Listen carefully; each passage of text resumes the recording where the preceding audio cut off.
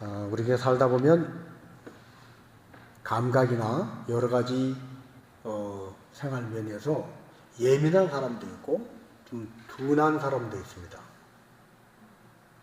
좀 까칠한 사람도 있고 좀 이렇게 넉넉한 사람도 있습니다. 병원에 가서 건강검진을 할 때도 어떤 분은 굉장히 예민합니다. 그러나 어떤 분은 그거 별거 아니라고 생각을 합니다. 대장 내시경을 하면 참 많이 힘듭니다. 그런데 대장 내시경조차도 뭘 그걸 수면으로 하냐, 그냥 하지. 그리고 대장 내시경을 그냥 하는 분이 있습니다. 그러면서 아니 대장 내시경을 어떻게 그냥 하냐고, 아프지 않냐고, 아프지. 힘들지 않냐고, 힘들지. 그래서 뭐 참을 수 있다고. 그러면서 대장 내시경을 그냥 하는 분이 있습니다. 그런가 하면 이제 위 내시경 같은 경우는 이 의료 기구가 많이 발전을 해서 옛날보다 훨씬 수월해졌습니다. 저도 위 내시경 같은 경우는 그냥 하는 게 더 편합니다. 그런데 위 내시경도 수면 내시경으로 해야지 그냥은 못한다고 하는 분들도 있습니다. 우리 인생에 다양한 분야가 다 그렇습니다. 어떤 사람은 굉장히 예민합니다. 어떤 사람은 털털합니다. 그냥 무덤덤합니다. 일상의 삶 가운데서 무슨 말을 할 때도 말귀를 잘 알아듣고 눈치가 빠르고 센스가 있고 민감하게 반응하는 사람이 있는가 하면 어떤 사람들은 정말 센스가 없고 눈치가 없고 말이 안 통하는 그런 사람이 있는 것 같은 그런 경우도 있습니다. 그러나 이 모든 것들이 예민하건 둔하건 이 모든 것들이 다 상생화되면서 가장 좋은 모양으로 가장 바람직한 모습으로 찾아갈 때가 있습니다. 그것은 바로 사랑에 빠질 때입니다. 특히 남자와 여자가 서로 사랑할 때 남녀 간의 사랑에서는 그것이 더 분명하게 보입니다. 수많은 남자들이 있는데 그 중에 한 남자 이게 아니고 이 온 우주에서 이 남자 하나밖에 없는 것 같고 수많은 여자 중에 한 여자가 아닌 오직 이 지구상에 오직 이 여자 한 사람만 특별한 그런 존재가 사랑에 빠진 사람의 감정입니다. 저도 제 아내를 처음 만났을 때 기억이 좀 납니다. 서울 천호동에서 교회 입구에서 눈이 동그랗고 큰 아가씨가 걷는데 아가씨처럼 걷지 않고 좀 이렇게 깡패처럼 걷는 것을 보고 첫인상이 특이하다 생각을 했습니다. 그런데 어느 땐가 마음이 가고 사랑하면서부터 신경이 쓰이는 거예요. 어떤 모임에 다른 사람들이 다 아무리 많이 와도 제 아내가 안 보이면 궁금합니다. 왜 안 왔을까? 연예인이 와서 아무리 예쁜 연예인이 와서 무슨 일을 해도 제 아내가 없으면 뭔가 허전합니다. 제 아내도 저에게 직접적으로 그런 고백을 안 했지만 수많은 남자 중에 저를 지나가는 그냥 그런 사람으로 깡 마른 사람으로 그렇게만 인식을 하고 있다가 본격적으로 사귀기 시작하면서 저에 대해서 예민해지기 시작했어요. 제가 그걸 알아요. 교회에서 혹시 청년 중에 어떤 자매가 제 옆에 앉으면 다른 때는 그 이제는 별 신경 안 썼는데 이제는 어떤 자매가 제 옆에 앉으면 제 아내가 괜히 경직됩니다. 심각해집니다. 이것이 바로 사랑입니다. 의미 있어지기 시작하는 것. 김준수라는 시인이 그런 시를 지었잖아요. 꽃이 많이 있는데 누군가 내게 다가와서 내 이름을 불러주었을 때 마침내 내가 꽃이 되었다는 거예요. 우리가 하나님과의 사랑의 관계 속에서도 마찬가지입니다. 하나님의 말씀이 세상의 수많은 정보들 속에서 하나님의 말씀은 하나의 그냥 글귀처럼 하나의 지식처럼 그렇게 들려진 때가 있었습니다. 그러나 하나님을 내가 믿고 하나님과 사랑에 빠지고 나서는 하나님의 말씀은 더 이상 하나의 글귀가 아닙니다. 하나의 더 이상 소리가 아닙니다. 이제는 그 말씀이 내 안에 살아서 들락날락하는 살아역사하는 생명이 된 것입니다. 내가 하나님을 사랑하고 하나님을 믿고 하나님이 내 아버지가 되시고 예수님이 나의 주님이라는 의미 부여가 되고 난 뒤부터는 하나님의 말씀은 내 안에 그냥 소리가 아닙니다. 그 말씀은요, 어디서 하나님의 말씀이 흘러들면 그 말씀은 내게 생명으로 꽂혀 들어옵니다. 그전에는 찬송가가 흘러나와도 아이고 교회에서 무슨 노래를 하나 보다 세상 노래에 섞인 그 노래 중에 세상 노래보다 더 매력적이지 못한 그 노래, 우밀이나 가락이 좀 특별한 어떤 관심을 끌만한 것이 있으면 교회에서 부르는 노래도 세상 노래 못지않게 좋은 노래가 있네 하는 정도였던 사람이 하나님과 사랑을 나누고 하나님과 관계가 깊어지면 이제는 어디서 찬송 한 가락이 흘러나올 때 저기 누가 믿는 사람이 있구나, 저기도 누군가 하나님을 찬양하는 사람이 있구나, 가사에 귀를 기울이고 그리고 가사에 나도 모르게 눈물로 흘릴 때도 있고 가슴이 벅찬 뜨거운 마음이 끌어올 때도 있습니다. 주님과의 사랑이 깊어지면 이제 그 모든 것들이 그냥 지나가는 것이 아니라 내게 의미 있는 무엇으로 다가와지는 것입니다. 자, 그러나 중요한 것이 있습니다. 하나님을 믿고 신앙생활을 하지만 말씀에 대한 반응도 그렇고요, 찬양에 대한 반응도 그렇고, 반응을 하긴 하지만 어떻게 반응하느냐, 어떤 방향으로 반응하느냐가 중요한 것입니다. 자, 사도행전 2장 37절과 38절을 같이 한번 읽습니다. 그들이 이 말을 듣고 마음에 찔려 베드로와 다른 사도들에게 물어 이르되 어찌할꼬 하거늘 베드로가 이르되 너희가 회개하여 각각 예수 그리스도의 이름으로 세례를 받고 죄 사함을 받으라. 베드로가 말하는 이 말을 듣고, 즉 설교를 듣고 하나님의 말씀을 듣고 그들은 마음에 찔렸습니다. 그리고 그들은 말합니다. 우리가 어찌할꼬? 그럼 우리가 어떻게 해야 합니까? 여러분, 그런데 보십시오. 똑같이 말을 듣고 마음에 찔렸습니다. 사도행전 7장 54절입니다. 그들이 이 말을 듣고 마음에 찔려 그를 향하여 이를 갈가도. 스데반 집사가 하나님 말씀을 선포했을 때 그 하나님 말씀을 들었습니다. 똑같이 마음에 찔렸습니다. 그러나 그들은 이를 갈았다는 거예요. 하나님 말씀을 듣고 그러면 어찌할까? 어떻게 해야 될까? 이런 반응이 있는가 하면 왜 나한테 이런 말을 하지? 나 들으라고 하는 말인가? 왜 기분 나쁘게 나에게 이런 말을 해? 이를 갈며 죄를 지적하는 그 하나님의 말씀에 반박하고 돌을 들어 스데반을 쳐 죽였던 것처럼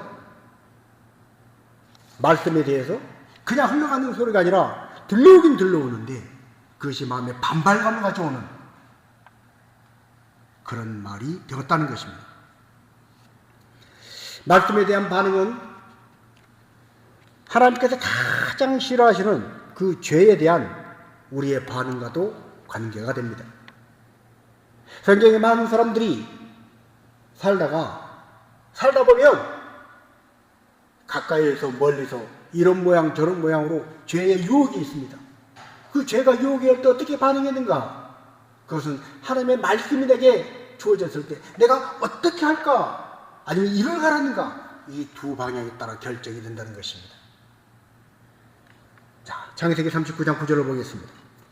그런즉 내가 어찌 이 큰 악을 행하여 하나님께 죄를 지으리이까? 요셉의 고백입니다. 요셉이 내가 어찌 이 큰 악을 행하여 하나님께 죄를 지으리이까? 보디발의 아내가 지금 이 집에 아무도 없다, 너하고 나밖에 없다, 아무도 모른다. 그러나 요셉은 고백하는 거예요. 아니요, 아무도 없는 게 아니라 하나님이 계십니다. 내가 어떻게 하나님 앞에 죄를 지을 수 있습니까? 자, 또 한 사람 다윗의 고백을 보겠습니다. 사무엘상 24장 5절 6절입니다.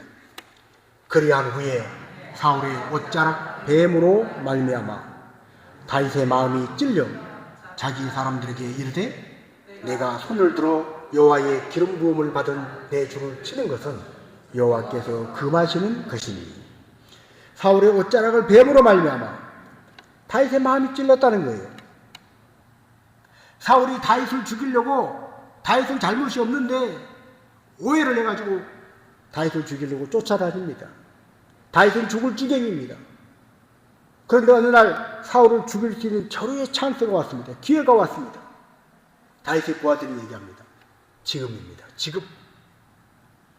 하나님께서 당신이 고생하고 억울한 거 아시고 하나님이 지금 당신의 억울한 누명을 벗을 기회를 줬습니다. 지금 이 원수를 딱 죽이라고 하나님이 기회를 주셨습니다. 지금입니다. 그러나 다윗은 어떻게 했다는 거예요? 사울을 죽이지 않고 하나님께서 세우신 종은 하나님이 알아서 하신다. 사람이 어떻게 해석합니다. 단지 그 사울의 옷자락만 뵀는데 옷자락 뺀 그것마저도 마음에 너무 찔려서 그것도 마음에 고통이 되어서 이렇게 고백을 하고 있는 것입니다. 자, 그런데 보십시오. 옷자락만 잘라도 보통 사람 같으면 그래 지금이 기회다고 죽여버릴 수도 있는데 죽이지 않고 옷자락만 잘랐는데 옷자락 자른 그것만으로도 마음이 찔려서 아파했던 이런 사람이 있는가 하면 또 이런 사람이 있습니다. 자, 창세기 4장 23절입니다. 라멕이 아내들에게 이르되 아다와 실라여 내 목소리를 들으라. 라멕의 아내들이여 내 말을 들으라. 나의 상처로 말미암아 내가 사람을 죽였고 나의 상함으로 말미암아 소년을 죽였도다. 라멕은 우리가 주일 오후에 공부한 것처럼 가인의 족보의 대표적인 죄의 절정에 이르는 악한 사람 중에 한 사람입니다.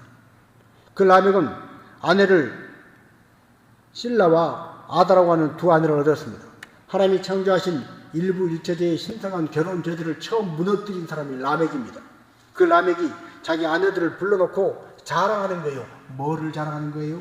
죄 지은 걸 자랑하는 거예요. 나의 상처로 말미암아 내가 사람을 죽였고 나의 상함으로 말미암아 소년을 죽였도다. 오늘 우리식으로 표현하면 아니 그 어린 놈이 버르장머리 없이 하길래 나한테 데리고 오르길래 내가 죽여버렸지 하는 것입니다. 나에게 상처를 입혔어. 그래서 내가 아예 죽여버렸어. 죄를 자랑하는 거예요. 수치스러운 죄, 부끄러운 죄, 두려워야 할 죄를 요셉처럼 내가 어떻게 하나님 앞에 죄를 지으려고 두려워한 것이 아니고 다윗처럼 옷자락 하나 뵌 것만으로 마음이 아파서 어쩔 줄 몰라 한 것이 아니라 오히려 그보다도 큰 죄임에도 불구하고 오히려 자랑했다는 거예요. 오늘 우리가 살고 있는 세상이 그렇지 않습니까? 크게 사기를 치고 크게 남을 못 살게 불어놓고 자기가 거머쥔 권력, 자기가 거머쥔 부를 자랑하면서 큰 소리 치는 사람들, 라멕과 같은 사람들, 그 사람들이 세상에 있다는 것입니다. 이렇게 죄에 대해서 무딜 뿐 아니라 강팍하게까지 하는 사람들의 마음을 디모데전서 4장 1절 2절은 화인 맞은 양심이라 표현합니다. 화인 맞은 양심이 불로 지져서 양심이 아예 불로 지져서 화인이 딱 찍혀가지고 양심이 작동을 못한다는 거예요. 죄에 대한 감각이 없다는 것입니다. 오늘 우리는 예수 그리스도를 영접하고 신앙생활하는 저와 여러분 성도라고 일컬음받는 우리는 신앙생활하면서 우리 인생의 영적인 민감도는 높이고 육신적인 이 까다로움은 버려야 할 줄로 믿습니다. 어떤 사람은 영적인 민감함이 너무 둔해요. 하나님의 말씀을 아무리 들려줘도 그 말씀에 찔림받거나 도전받거나 아파하지 않고 한쪽 귀로 듣고 한쪽 귀로 흘려버립니다. 소기에 경국기입니다. 그러나 어떤 사람은 하나님 말씀 한 절까지 말씀이 부딪혀서 하루 왼종일 그 말씀이 생각나서 마음이 편치를 못하고 회개하고 고백하고 참여한 후에야 하나님의 사함을 받은 후에야 성령의 인지심을 받은 후에야 하나님 이제 살 것 같습니다 라고 말을 합니다. 어떤 사람은 육신적으로 굉장히 까다롭습니다. 너무 까칠합니다. 사람들과의 관계 속에서도 주변 사람들을 불편하게 합니다. 그러나 어떤 사람은 육신적인 까다로움이 없습니다. 넉넉합니다. 오히려 무딥니다. 이것도 괜찮고 저것도 괜찮고 봐도 못 본 척, 들어도 못 들은 척 주변 사람들을 편하게 하는 사람이 있습니다. 성도의 모습은 영적으로 민감한 민감도는 최상위로 끌어올리되 말씀 앞에 떠든 자가 되되 육신적인 까다로움은 바닥으로 내려놓고 무덤덤한 자가 되어야 할 줄로 믿습니다. 그래서 그런 말이 있습니다. 상대방이 내가 무시해도 될 것 같이 느껴진다면 그것은 그 상대방이 나를 배려하고 있는 것입니다. 여러분, 이 말을 기억하십시오. 믿는 사람이건 믿지 않는 사람이건 이 말을 기억만 하고 살아도 우리 사이가 참 화기애애한 살기 좋은 사이가 될 거예요. 내가 어떤 사람을 무시해도 될 만큼 편한 사람이 있다면 그가 나를 지금 배려하고 있다는 것입니다. 선배임에도 불구하고 내가 편합니까? 내 상사임에도 불구하고 편합니까? 그건 그가 나를 배려하고 있다는 거예요. 내가 함부로 해도 될 것 같은, 때로도 무시해도 될 것 같은 것은 그가 나를 배려하고 있기 까닭인 거예요. 그런데 신경이 쓰여요. 막 부담스러워요. 그 앞에 가면 주눅이 들어요. 그건 그가 나를 배려하지 않는 거예요. 영적인 민감함의 센서는 높이고 육신적인 예민함은 둔감해져야 합니다. 자, 열왕기하 6장 6절 7절 말씀을 같이 한번 읽습니다. 하나님의 사람이 이르되 어디 빠졌느냐 하며 그것을 보이는지라 엘리사가 나뭇가지를 베어 물에 던져 새 도끼를 떠오르게 하고 이르되 너는 그것을 집어라 하니 그 사람이 손을 내밀어 그것을 집으니라. 엘리사는 하나님께서 함께 하심으로 수많은 이적을 행했던 선지자 중에 대표적인 사람입니다. 오늘날 새도끼가 연못에 빠졌습니다. 무거운 새도끼가 연못에 빠졌는데 나무를 베어서 던졌더니 그 새도끼가 떠오르는 이 엄청난 있을 수 없는 일이 생겼어요. 그 무거운 새도끼가 연못에 빠졌던 새도끼가 나무를 던졌더니 나무에 달려서 새도끼가 떠올랐다는 거예요. 하나님은 이런 놀라운 일을 우리의 이성과 우리의 상식으로 이해할 수 없는 이런 일들을 행하시는 하나님이십니다. 언제 그런 일을 행하시는 거예요? 어디에 빠졌느냐 그것을 보이는지라.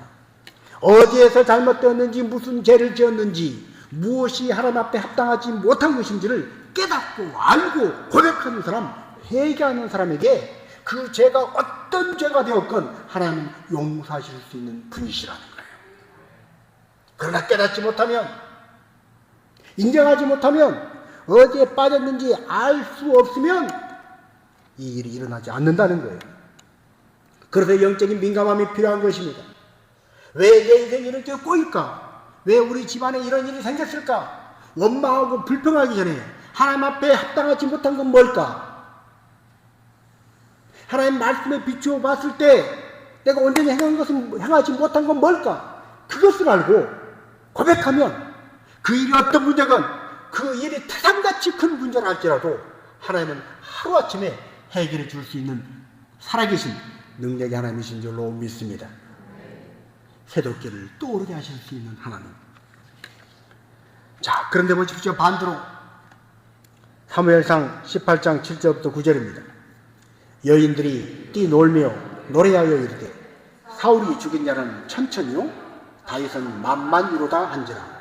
사울이 그 말에 불쾌하여 심히 노하여 이르되 다윗에게는 만만을 돌리고 내게는 천천만 돌리니 그가 더 얻을 것이 나라 말고 무엇이냐 하고 그날 후로 사울이 다윗을 주목하였더라.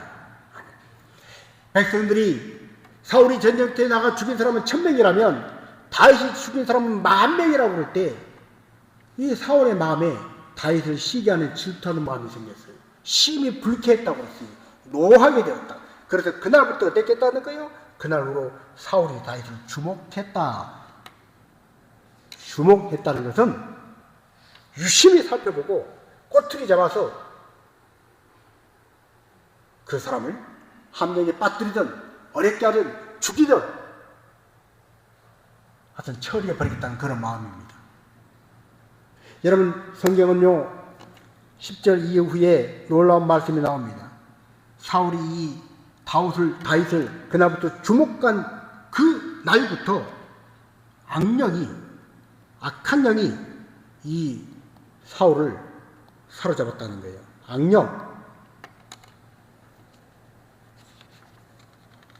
악한 영이 사울을 사로잡으니 사울은 더 초조해집니다. 더 불안합니다. 더 다윗을 의심합니다. 더 미움이 커지는 것입니다. 하나님 말씀에 민감하고 하나님 말씀에 이끌려가고 생명의 길을 가면 들어가면 들어갈수록 나는 가진 것이 없어서 평안합니다. 몸이 아파도 죽을 자리에 가도 하나님을 믿는 믿음이 내게 뜨겁게 자라면 담대함이 옵니다.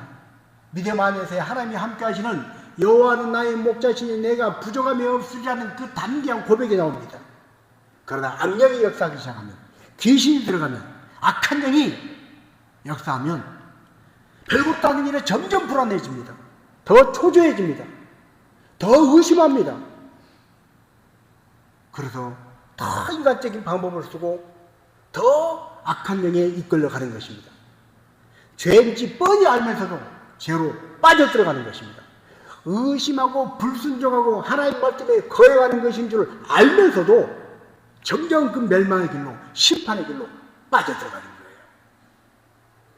그래서 우리는 영적인 민감도를 높여야 하는 것입니다. 하나님 말씀에 떠는 자가 되어야 하는 것입니다. 육신의 까칠함으로 육신적인 민감함에 빠져들지 말고 사울처럼 육신적으로만 민감해서 사람들이 뭐라고 그런가 천천만마자는 그 소리에만 민감하고 거기에 빠져들기 시작하면 이루 말할 수 없는 함정 가운데 빠져들어갑니다. 악한 영이 사로잡아서 나중에는 내가 왜 이러지 내가 이러면 하나님 구원받을 수 없는데, 하나님 보호를 받을 수 없는데, 하나님 응답을 받을 수 없는데 뻔히 알면서도 그 멸망의 길로, 심판의 길로 가는 거예요. 가룟 유다가 왜 예수님을 팔아먹었습니까? 3년 반 예수님과 동고동락했던 가룟 유다가 그 엄청난 현장을 직접 보고 그 말씀을 직접 배웠고 예수님이 끝없이 살아가시고 용서하시며 6월절 예수님이 십자가에 못 박혀 죽으실 날이 가까이 다가옴을 볼수록 예수께서 자기 사람들을 더욱 사랑하시니라. 가룟 유다까지 마지막 식탁의 자리에 초청을 하시고 마지막 끝까지 기회를 주셨음에도 불구하고 왜 가룟 유다는 예수님을 팔아먹고 말았어요? 은상심은 왜 그런 일을 했어요? 사탄이 가룟 유다의 생각 속에 예수 팔 생각을 집어넣고 악한 영이 사울을 사로잡은 것처럼 악한 영에 사로잡히니 가룟 유다는 그 파멸의 길을 가고 결국 예수를 팔아먹고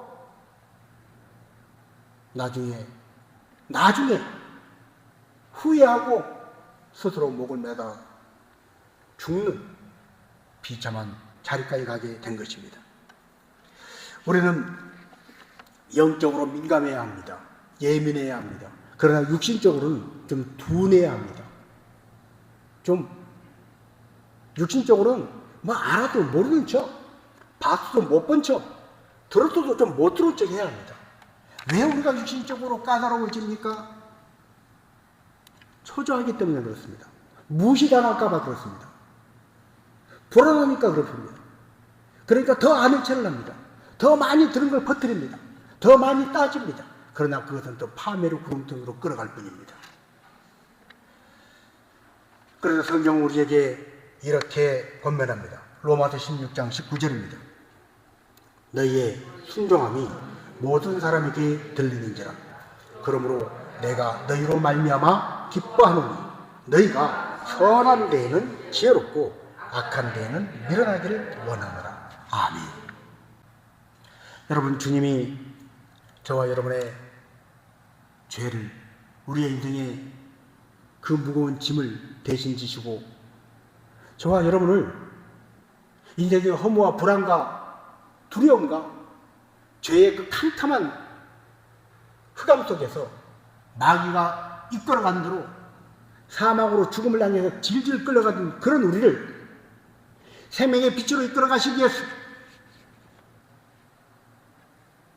수많은 사람들이 곧 배신할 것을 아시면서도 그들이 종려나무 가지를 흔들면서 호산나 호산나 다윗의 자손 예수여 환영할 때 얼굴 가득히 미소를 머금고 그들이 환영해 준 환영을 그대로 받으면서 그 인사를 받으면서 예루살렘에 입성하시고 골고다 그 언덕길을, 그 수치의 길을, 그 고난의 길을, 그 끔찍한 길을 이제는 내게 지나가기를 원하지만 아버지의 뜻대로 되기를 원합니다. 핏방울이 아니 땀방울이 핏방울이 되도록 간절히 기도했던 그 두려운 십자가를 향해서 도망가지 않고 회피하지 않고 그 십자가를 묵묵히 가셨던 이날, 이 종료주일, 이 고난주간에 우리는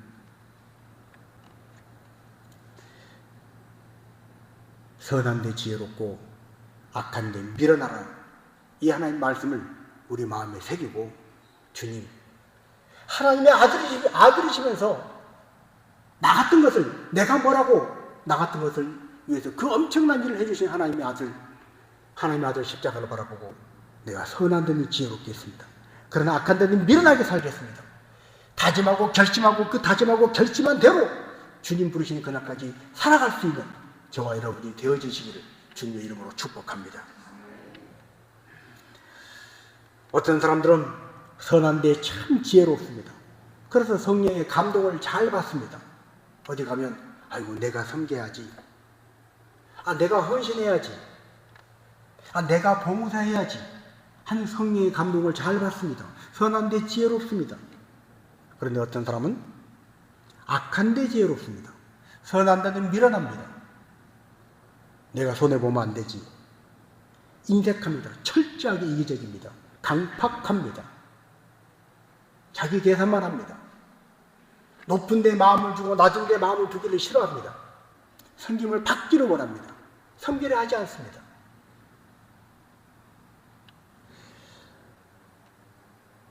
오늘 우리의 이런 마음이, 우리는 본능적으로 주님은 우리를 위하여 십자가의 그 길을 가시는 엄청난 일을 해주셨지만 우리는 나에게 주어진 작은 십자가도 버겁다고, 주님 내가 십자가 지고 주님 따라가기 너무 힘들어요.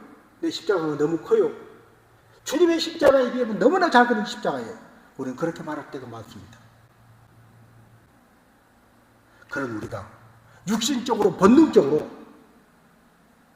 영적으로는 둔하고 영적으로는 미련하고 육신적으로만 민감하고 육신적으로만 아주 예민한 우리가, 그런 데만 예민하게 계산하는 우리가 어떻게 하면 우리의 처지를 바꿀 수 있는가? 어떻게 하면 우리의 생각을 바꾸고 우리의 삶의 스타일을 바꿀 수 있는가? 자, 이사야서 50장 4절입니다. 주 여호와께서 학자들의 혀를 내게 주사 나로 곤고한 자를 말로 어떻게 도와줄 줄을 알게 하시고 아침마다 깨우치시되 나의 길을 깨우치사 학자들 같이 알아듣게 하시도다. 아멘. 다른 방법이 없습니다. 인격 수양으로 안 됩니다. 인간의 결심으로 안 됩니다. 지식으로 안 됩니다. 오래 인생을 사는 인생의 경륜으로도 안 됩니다. 경험으로도 안 됩니다. 무엇으로 됩니까? 우리를 아침마다 깨우쳐 주신 하나님의 은혜로 됩니다.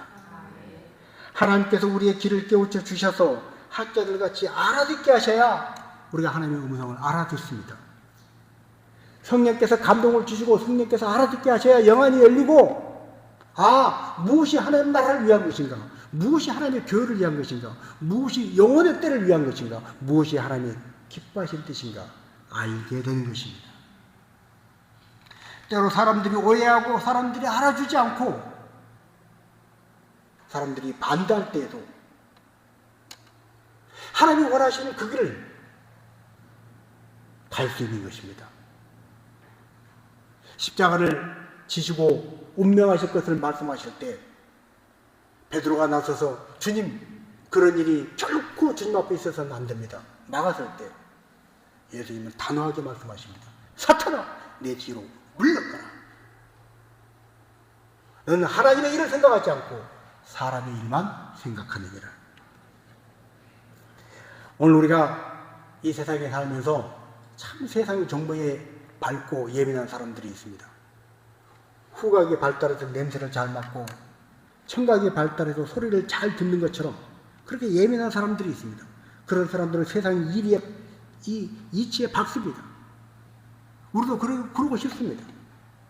그러나 성경 우리가 뭐라고 말씀합니까? 뱀처럼 지어롭되 동시에 비둘기처럼 순결하라는 거예요. 우리가 인생을 살아갈 때 비둘기처럼 순결해서만도 안 됩니다. 때로는 뱀처럼 지혜로워야 됩니다. 그러나 세상 사람처럼 지혜로운 것, 뱀처럼 지혜로운 그것만 추구하지 말고 우리는 뱀처럼 지혜롭되 동시에 비둘기처럼 순결해야 하는 성도라는 사실을 잊지 말아야 하는 것입니다. 우리가 세상 정보나 세상 지식이나 이런 것에 무관심하라는 얘기가 아닙니다. 우리도 열심히 공부해야 합니다. 세상 정보 다 파악하고 있어야 합니다. 경쟁력을 갖추어야 합니다. 그러나 그거에 못지않게 우리는 말씀에 귀 기울이고 하나님 말씀을 통해서 깨달을 수 있는 성령의 음성을 들을 수 있는 성령께서 깨닫게 하시는 그 깨달음을 깨달을 수 있는 영적인 민감함을 가져야 하는 것입니다. 그래야 우리가 그리스도의 군사가 되는 것입니다.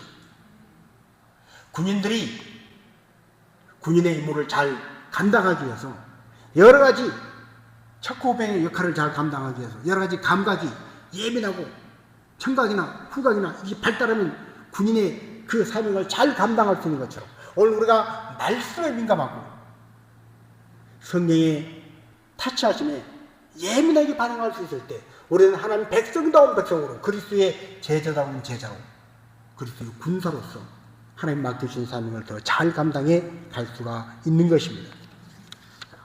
그래서 우리는 팥죽 한 그릇에 장작들을 팔아먹었던 에사와 같은 삶이 아니라 오늘 내가 드리는 기도, 내가 부르는 찬양, 내가 하고 있는 예배가 하나님이 정말로 받으시는 예배이고 하나님이 들으시는 찬양이고 하나님이 응답하시는 기도가 될까? 그 간절함을 가지고 그렇게 기도하고 그렇게 예배하고 그렇게 찬양하는 자가 되어야 하는 것입니다.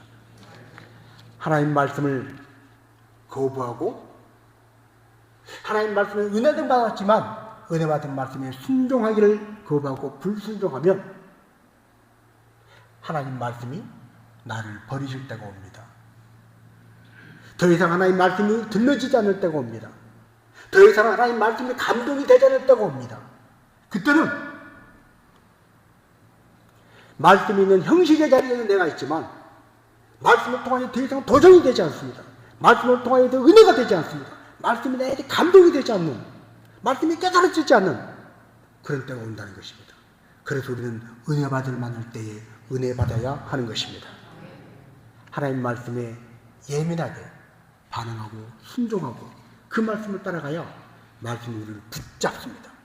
말씀이 나를 붙잡아야 우리가 끝까지 가는 것입니다. 주님 부르시는 그날까지 믿음 가지고 갈 수 있는 것입니다. 자, 우리 사무엘상 2장 30절 하반절을 말씀을 읽고 마칩니다. 나를 존중히 여기는 자를 내가 존중히 여기고 나를 멸시하는 자를 내가 경멸하리라. 아멘. 종료주일 이제 십자가를 지시고 우리를 위해 골고야 언덕을 오르신 예수님 이 고난주간을 지나면서 우리는 그 십자가의 고귀한 가치를 정말로 깊이 그 가치를 새기고 그 고귀한 가치를 깨닫고 십자가를 붙잡고 사는 자가 되어야 할 줄로 믿습니다. 그래서 우리 마음속에 말씀이 은혜가 되고 은혜가 된 그 말씀이 내 안에서 뜨거운 말씀으로 살아 역사해서 그 말씀이 나의 기도가 되어지고 나의 찬송이 되어지고 그래서 내 영혼이 활짝 웃는 그런 복된 삶을 살아가는 그래서 죄인된 우리를 위해서 하나님의 아들이시면서도 영광의 하늘 보좌를 버리시고 낮고 천한 이 땅에 오셔서 나를 대신하여 십자가를 지고 그 길 가셨던 주님 앞에 주님 내가 주님의 사람입니다. 주님의 제자입니다. 고백하고 살아갈 수 있는 성도 그 성도 이 고난주간을 승리하시기를 주님의 이름으로 축복합니다. 우리가 참